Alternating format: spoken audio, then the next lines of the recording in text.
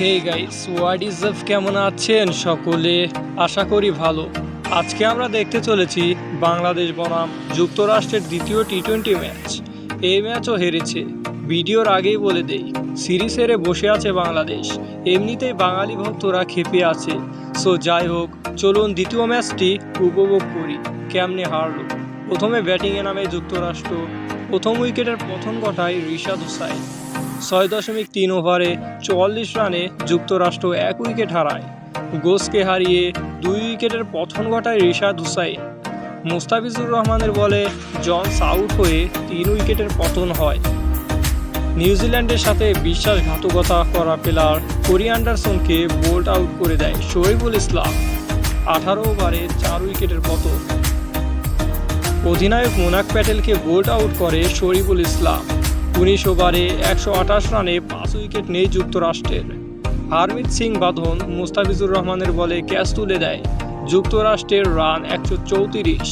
144 রানে 20 ওভার শেষ করে ফেলে যুক্তরাষ্ট্র। বাংলাদেশ ব্যাটিংয়ে নেমে সৌম্য সরকার বল টাচ করলে নেত্র ভালকার এক হাত দিয়ে অসাধারণ ক্যাচ নেয়। 15 বলে 1 ছক্কা ও 1 চারে 19 রান নিয়ে আউট তানজিদ তামিম। 4 ওভারে 30 রানে 2 উইকেটের পতন বাংলাদেশের। 34 বলে 36 রান নিয়ে আউট নাজমুল হোসাইন শান্ত। অধিনায়ক ভাই, বুঝতে হবে এটা অধিনায়কের পাওয়ার। সো এটা ভুল বোঝাবুঝিতে রান আউট হয়েছে। 21 বলে 25 রানে আউট তৌহিদ হৃদয়।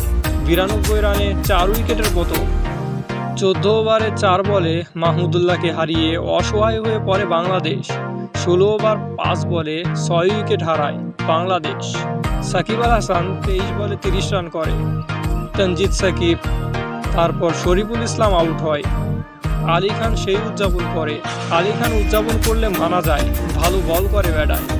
18 ওভার 4 বলে 9 উইকেট নেই বাংলাদেশে। রিশাদ হোসাইন আশা দেখালেও 19 ওভার 2 বলে অল আউট হয়ে যায় বাংলাদেশ।